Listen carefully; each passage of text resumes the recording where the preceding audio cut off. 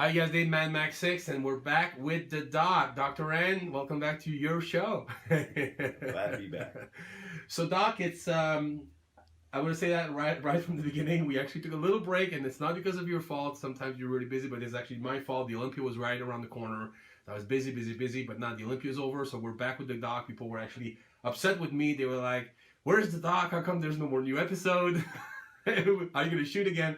And we're back, and you are a hit. I told you this before, and I knew since the beginning. Hasn't been quite a year since we've been starting those episodes, but it's been a while, and it's really catching on. And you're telling me even that now you're getting emails and phone calls to your office directly that have seen the video that are excited and happy about what you're doing. So you also have a website coming out soon. Talk to me a little bit about that.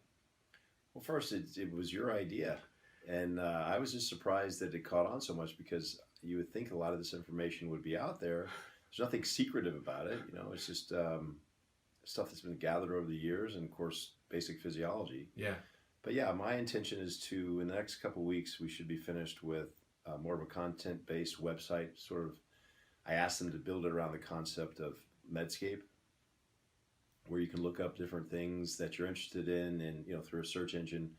Obviously, I'm not going to have a complete knowledge base because I'm not practicing cardiothoracic surgery or anything like that. But hopefully things that are of interest to people in this field of sports and regenerative medicine. So, yeah, look forward to that in a couple of weeks. And I think it's great that they will also be able to we'll be able to use the videos on your website as well as Muscle Insider's website, and of course YouTube. I think the more channels we have, the better it is for people, because I think the word is really getting out and people are sharing the information, which is what we wanted. We just wanted, you're not getting paid for this. I want to make that clear. When I came to you with that idea, it was just an idea because I thought this has never been done before, and I know through personal friends that this is, for some reason, some information that's really hard to gather or actually get the real answer from a real physician. So that was my idea. But you're not getting paid for this, and you volunteer your time, and you're very, very generous with that. So I think it's great when people actually are telling you and telling me and telling Muscle Insider, Scott, my partner, that we're doing something good over here. We're helping a lot of people.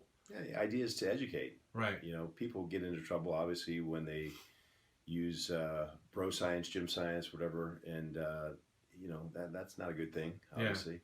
Yeah. And to do it better is what we're after, right? Yeah, that's awesome. So I'm really glad it's actually translating on people reaching out to you directly, and I keep getting questions after questions from all over the world, you guys. So I know you guys enjoy the show, and we're gonna keep doing it as long as you guys keep watching it. So when you have your website ready to go, the address I will of course put it on the video like we do with your email and contact info and all that stuff. So right away we're gonna get started, you guys, with your questions since it's been long enough. Okay, so first question. Okay, actually, I'm going to do this one first because this guy's very, very pressing. Now, actually, you guys are putting some pressure on me to ask the questions first. Okay, so Dave, could you ask the doc his thought on peptide? A lot of questions about peptide lately. You notice that? Yeah, about peptide apanoreline CJC-1295 with DAC. The ring a bell, or do you know what you're talking about? Okay, with DAC and or MK-677 for increasing GH. I have been told I am deficient in IGF-1. I am 42-year-old male, currently under doctor care for TRT, and doctor suggested sermorelin. Also, a side effect for increased GH is water retention, which usually translates in high blood pressure. If this is the case, is it really advisable for me to use peptide like apanoreline or even sermorelin? Lastly, this is a long question. Lastly, can these peptides help with tendonitis in joints or knee that are thin on cartilage? Thank you. I can you remember all that. So with regard to the first part of the question, the peptides, ipamorelin and sermorelin and CJC-1295, they're all growth hormone releasing hormone analogs, and they're tweaked, if you will. The first 29 amino acids of the peptide, I think it's 44 long typically for growth hormone releasing hormone, but they're tweaked so that basically the difference is that the half-life of each. So I believe in that group, Sermorelin has the shortest half-life. Ipamorelin has a little bit longer, but CJC 1295 has the longest half-life by far. I think I have to double check, but I think it's like 8 days. It's significantly longer half-life than either Ipamorelin or Sermorelin. So again, the difference is also that Sermorelin is legal. Sermorelin was the first analog of growth hormone that was made way back when a company made it for dwarfism to treat small stature. It didn't work because not all dwarfism is I say it didn't work. It didn't work for the whole group because not all causes of dwarfism are the same. So it would work in some, it wouldn't work in others because, again, it's a growth hormone releasing hormone. So if there's something else broken in the system that's affected by growth hormone releasing hormone, it's not going to work. So Geron had the patent for a long time. It fell off patent several years ago. And of course, they kind of scrapped it anyway and just went to first the cadaver growth hormone, and that worked for everybody. And then the synthetically made growth hormone, so you didn't have a risk of carrying with it whatever the cadaver had. But that's relatively cheap. They've also come up with another one he's not asking about called Tesamorelin, which is also legal. Okay, they use it now for AIDS wasting and more, not AIDS wasting so much as lipodystrophy, where the fat deposits where you don't want it and it gets removed from where you do want it. Typically, it gets removed from the face and deposits in the abdomen, and Tesamorelin tends to reverse that problem. But I don't want to get too far off base. The main thing is those others, Ipamorelin, CJC 1295, those aren't legal. So those are research peptides that in the United States anyway are not legal. I know they're obtainable, but that's obviously a difference I have to point out. The MK677 is actually not a peptide. It's a non-peptide, but it is not a growth hormone releasing hormone. It actually acts just like growth hormone. And that one looks pretty neat. The research, again, it's not legal, but the research that's been done, and I think it was done in the journal of GCEM, an endocrinology journal, and there was a double-blind, placebo-controlled study that showed that it worked pretty well to raise your IGF-1. I think in the first week, the results were mixed, but by the second week, there was a big difference between the control group and the research, or the group that was using the MK677. There was significant weight gain, nitrogen balance increases, so all the things that you want from growth hormone. Which leads to the last part of the question is, will growth hormone help with tendons, ligaments, and cartilage? Mm-hmm. It should. It definitely helps with intact tendons. Mm-hmm. Certainly intact, meaning it'll help strengthen them, as opposed to if you have a torn tendon, partial tear, you're not going to repair where the tear is.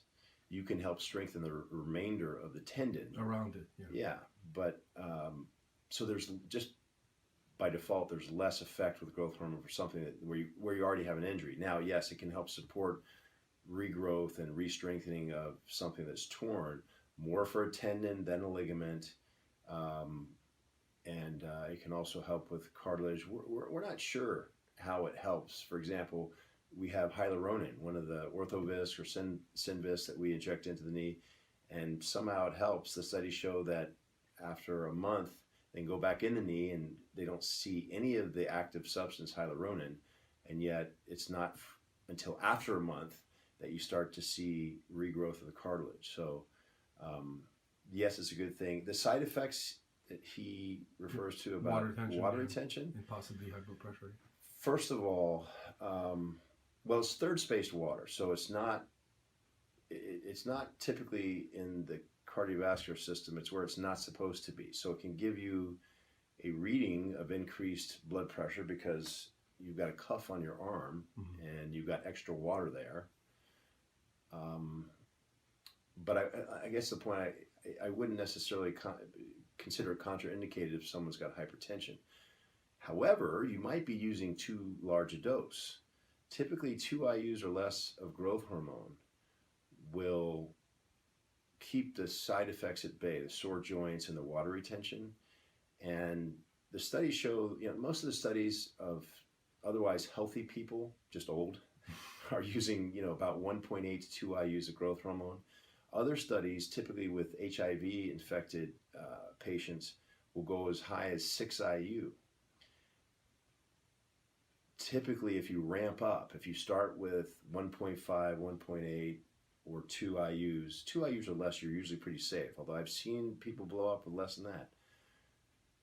And if you start with that and then slowly increase, go to 2.5, 3, or whatever's indicated, then you won't have the problem with the water retention. So if you step up, your body gets used to it, and so the body adjusts slowly. Yeah, and when I say step up, I'm talking about 2 weeks at a time. You start off with let's say the 2 IUs, and if it's indicated to go to 3, work your way up. And of course, if all of a sudden you notice that you're starting to retain water, you're getting joint pain, then you back down a little bit, and again, eke your way up to the indicated dose. That makes sense.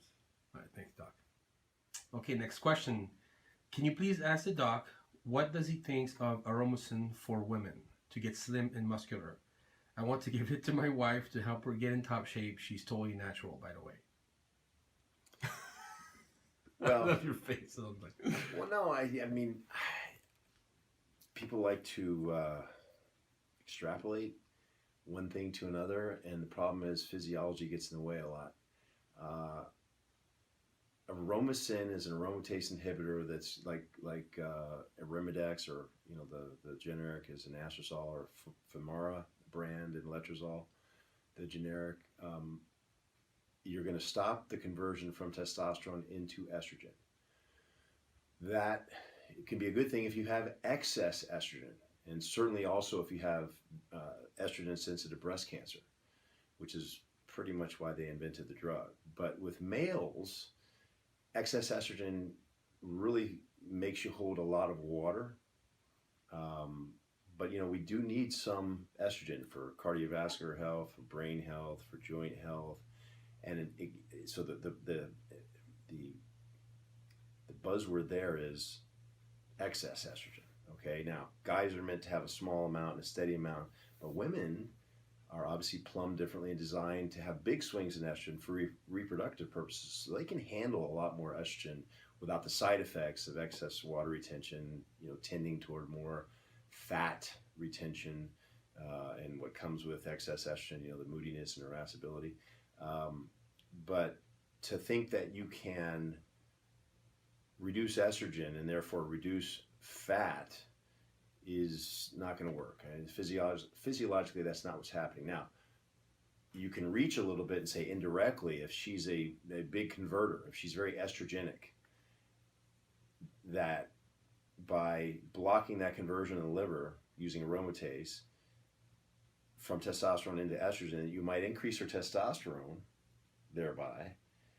It's not so much the decrease in estrogen, although if she's really estrogenic, that would also help. Maybe there'd be less water retention and less fat.